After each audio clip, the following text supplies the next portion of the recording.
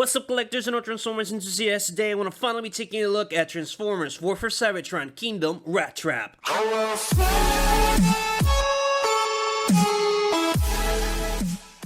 Taking a really good look at the packaging, you can see an Optimus Prime logo on the side, Kingdom on the bottom, Rattrap on the other side, as well as a nice display of the figure itself, and you can see that he has a nice artwork of the beast mode, as well as the arch crash landed on that volcanic. But that's pretty much it for the front. On the back of the packaging, we got a robot mode and beast mode, as well as the 18 steps. Do you need to transform this guy? We got the Maximal logo, as well as the Transformers logo on the very top. But this is pretty much it for the packaging. So, oh my god, I've been waiting so much for this guy. I pre-ordered him, and it made jack, you know what, because Amazon just kept delaying the shipment, so until now I just got this guy. So finally, without further ado, let's get into it. And here we have Transformers War for Cybertron Kingdom Rattrap in hand and out of the packaging, and as you can see, looking real good. Starting on with the weapon that he brings this awesome looking blaster. As you can see, that sculpted in detail that he has, so good. As you can see, so accurate to the beast world representation, giving you a 360 degrees. So you're asking, appreciate sculpted detail that this guy has. As you can see, so nice indeed, super accurate. I'm blown away. Remember, $10 for this,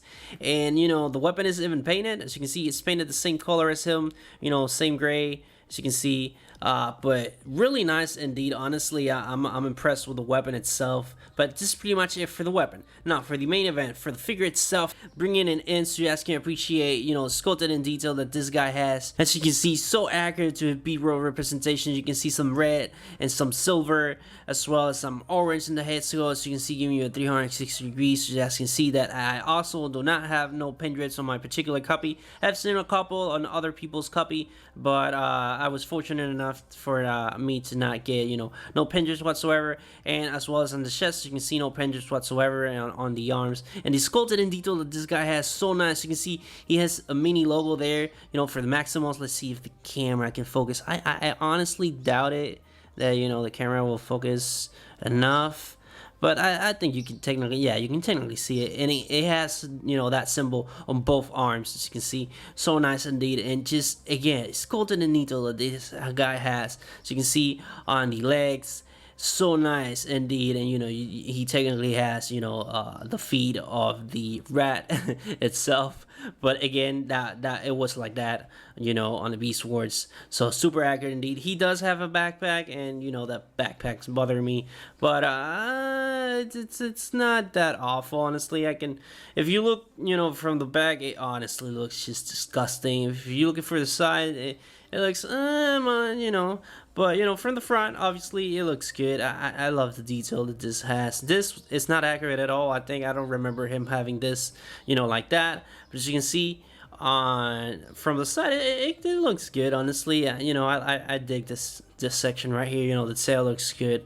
And just, again, sculpted in detail that this guy has. For $10, remember, $10, you guys. You're paying $10, and you're getting so much. And for the articulation, he honestly has a lot of articulation. I was not expecting this guy to have a lot of articulation. So you can move the head side to side. You cannot move it up and down, but you can technically do a 360 degrees with the head. I don't know why you will do that. The arms can extend about that far, and if you won't peg it, you know, it becomes longer, but it kind of looks ridiculous. So you can, you know, extend it about that far due to the backpack. You know, there's no room, but you know, you can. This is on a swivel, so you can, you know, do a 360 degrees. This is on a swivel as well, so you can do a 360 degrees. No swivel on the hands, no swivel here. And you know, this is on a ball joint, and it can extend about that far and about that far. And you know, for the splits, he does a really nice split. So you can see flawless, in my opinion. You know, 10 out of 10 for that split right there. And you know, it can extend about that far and about that far. He has a double hinge joint just for the transformation. But again, $10, you guys, $10. You're getting a double hinge joint. That's ridiculous. And you get a ball joint here, so you got some, you know, nice range of motion there for some nice pulsing like this.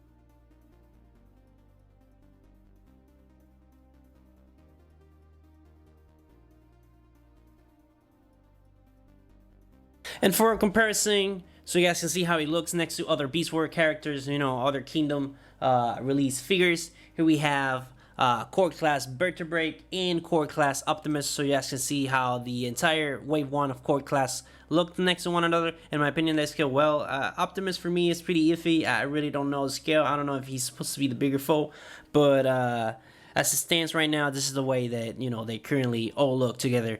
And bringing a couple of the bigger ones, here we have Optimus Prime, so you guys can see how he looks next to his leader. Let me get the camera just a little bit up so you guys can appreciate more of the scale. And here we have Cheetor as well, so you guys can see how they look next to one another on robot mode. And as you can see, they look so good next to one another. This scale is super great, super accurate to the Beast Wars representation. This was the way that, you know, things were. And just to add him into the mix, just because, you know, he's part of the Kingdom figures, here is Warpath, so you guys can see, you know, how they all look. But it's just, it looks so iffy because, as you can see, we got a tiny little bit Optimus here. Yeah, it's just, I don't know, man. I don't know. This scale for me is pretty off. But if you're interested, I already did a review on pretty much all of the figures you see, except Warpath and Vertebreak. You know, Vertebreak here. But they're gonna be on the description down below, as well as in the top right corner of this video. But that's pretty much it for the comparison. And, you know, just because I have him out, here is, I think he's a legend class? I really don't remember, but, you know, the tiny guy. So you guys can see how he's scaled next to Rattrap.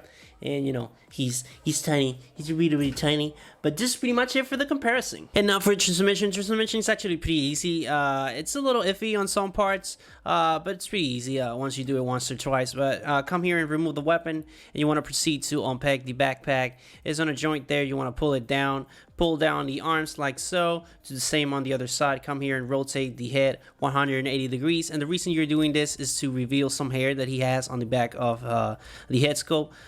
Put it like that. Come here and unpeg the tail like so. And you want to, you know, just fold everything and put it, you know, on place. Next up, you want to fold that and put it on place. It doesn't tap anywhere. It just goes there and stays like that. And that's gonna reveal some gaps, so you guys can rotate this section and put it on place like so. And come here and rotate the arms like that, with the holes facing to the top, because it's gonna peg there. On my particular copy, nothing pegs together, but I'm hoping on yours it does. So you're supposed to peg those there, but on my particular copy, you can peg them and it's just, it unpegs itself, so I really don't bother. So come here, and what you want to do is to rotate this section like that, and then rotate the other one like so. Put it up like that, and then rotate the feet forward. Do the same on the other side. Come here and rotate this section, and then rotate this section, put it to the top, and then rotate the feet like that. And that's pretty much it for the whole transformation. There you have it. This Rattrap fully transformed into his beast mode. And what I mean is that, you know, when I'm playing with it, this is supposed to tap here, right? And this is supposed to tap here. But when I tap one, the other one untap itself. And when I pull everything together and I peg both of them, the arms unpeg themselves, because you can see the arms are already unpegged. So I don't know, man. It's I really don't bother, because it still looks good if you have it unpegged. Because I don't know, man, you peg something and the other thing unpegs itself. I don't know if it's on my particular copy or all of them are like that, but as you can see, it really doesn't matter. It really looks good. So there you have it. For the Beast mode, you can see that same accuracy that he had on the robot mode now translates to the Beast mode itself, and it's really accurate to his Beast Warrior representation. So you can see really nice sculpted in detail. You can see, you know, the hairs and stuff. Let me see if the camera can cut that. So you can see really nice sculpted in detail towards the whole figure. As you can see on the face sculpt, really nice indeed. And, you know, you can see the legs and, you know, every single finger that the leg, you know, the arm has. And just, he has not much going for him. It just sculpted in detail, but pretty much is all gray, and, you know, this that color right there. But it's pretty impressive that he's a core class, and as you can see, you barely can see any parts of the robot mode. Obviously, if you turn it around, you can pretty much see the whole figure, but you know, you're gonna have it mostly like this because he has, you know, not much of articulation going for him on the beast mode.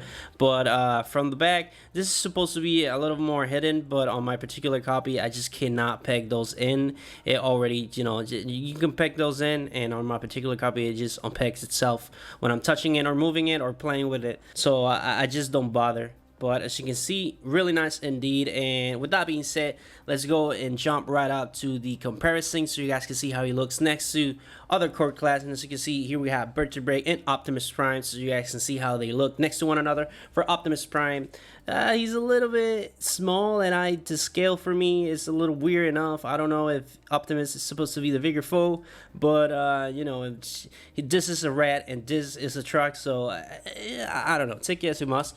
But for Vertebreak and Rattrap, so you can see this is how they look next to one another. And obviously, Vertebreak is a little more bigger due to the tail, but other than that, on plastic wise, they're pretty much the same thing. So you can see this is how they look next to one another. But that's it for the core class. Let's go ahead and bring the bigger ones so you guys can see how he looks next to him. So you can see here we have Optimus Primal as well as Cheetor. As you can see, this is how they look next to one another, and they look so good, so accurate to the Beast Wars representation. As you can see, I'm so excited to finally own the 3 of them. I know that there are a couple more to complete the squad, but as of now, they skill so good, so accurate to one another. So you can see this is how they look next to one another on the sides, and from the back you can see that no robot pieces, you know, on Optimus and Cheetor. But as you can see, not bad for a core class. You know, you can see the little hands, but this is a $10 figure. This is 30. This is a 20. So it really does not compare for the quality. You know, you're truly getting the bang for your buck here.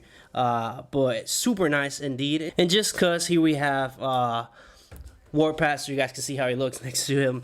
I'm not going to transform it because technically this is not a vehicle mode, so I'm not going to compare it on vehicle mode. As you can see, this is how they look next to one another. Obviously, this is bigger. You know, duh, he's a deluxe and this is a core class. But this is pretty much it for the comparison. So, that being said, let's just go ahead and go back to transformation, back to robot mode. What you want to do is basically you're going to undo what you just did to transform into beast mode. It's pretty easy. Just start with unpegging these 2 pieces, and that pretty much you're gonna pull everything, you know, out of place, and you want to come here and proceed to the legs and fold those appropriately, just facing, you know, towards you, and do the same on the other side. Come here and rotate that, rotate this, facing towards you, rotate the feet, and that's pretty much it for the bottom part of his robot mode. And now what you want to do is to pull the mouse head like that, and then rotate the robot head 180 degrees like that, and then you want to proceed to basically pulling this whole section and pegging it upwards like so,